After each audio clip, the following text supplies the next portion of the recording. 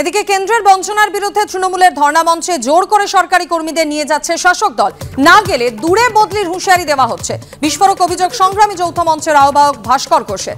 শাসক দলের বিরুদ্ধে কর্মসংস্কৃতি নষ্ট করার অভিযোগ ভিত্তিহীন অভিযোগ করা হচ্ছে, পাল্টা দাবি আইএনটিটিইউসির রাজ্য সভাপতির।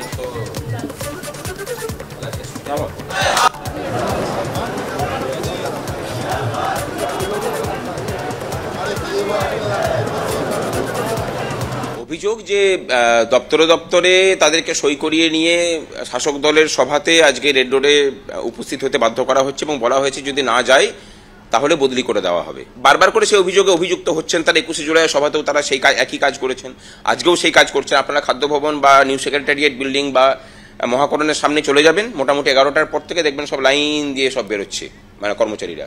মানে এই যে প্রবণতা সংস্কৃতি নষ্ট করার শাসক দলের যে প্রবণতা এবং শাসক দলের যে মেকানিজম কাজ করছে কর্মসংস্কৃতিকে নষ্ট করার জন্য, এটাই আসলে পশ্চিমবঙ্গকে পিছিয়ে দিচ্ছে। অবশ্যই জোর না খাটালে কোনো কর্মচারী স্বতঃস্ফূর্তভাবে এত সভাতে যাবেই না।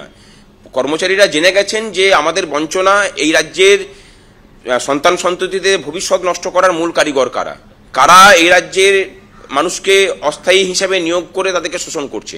এটা মানে কর্মচারীরা জেনে গেছেন। স্বেচ্ছায় কেউ যাবে না এদের সভাতে। অবান্তর এবং ভিত্তিহীন গল্পের গরু গাছে তুলে দেওয়ার প্রয়াস, এগুলো ফুটেজ খাওয়ার চেষ্টা।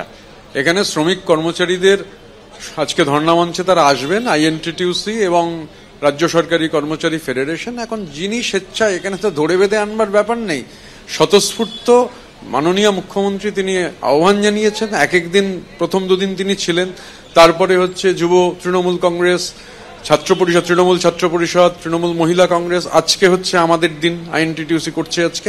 বিরিয়ানি রান্না করতে স্বপ্নে তো ঘি যত খুশি ঢালা যায় আর কি।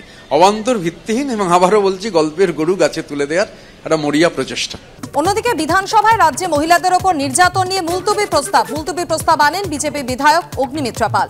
মুলতবি প্রস্তাব নিয়ে মুখ্যমন্ত্রীর বিবৃতিও দাবি করেন তারা। প্রস্তাব পাঠ করতে দিলেও আলোচনার অনুমতি দেননি অধ্যক্ষ। এরপরে বিধানসভায় কালো কাপড় নেড়ে প্রতিবাদ জানান বিজেপি বিধায়করা। প্রস্তাবের বিরুদ্ধে প্রতিবাদ জানান তৃণমূলের মহিলা বিধায়করা।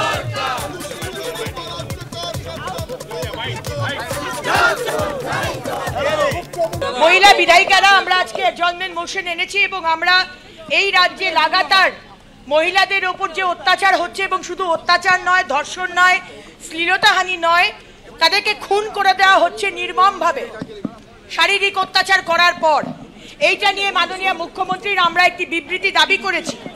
কিন্তু এখানে আমাদের মুলতবি প্রস্তাব করতে দেওয়া হলেও সেটা নিয়ে কোনো আলোচনা হয়নি। তাহলে এই সরকার, মমতা সরকার এবং অধ্যক্ষ মহোদয় কি মনে করছেন যে আজকে মহিলাদের ওপর যদি কোনো অত্যাচার হয় সেটা এমন কোনো ইম্পর্টেন্ট ইস্যু নয় এই বিধানসভায় আলোচনা করার মতো? এটাই কি অধ্যক্ষ মহোদয় এবং এই সরকার বলতে চাইছেন?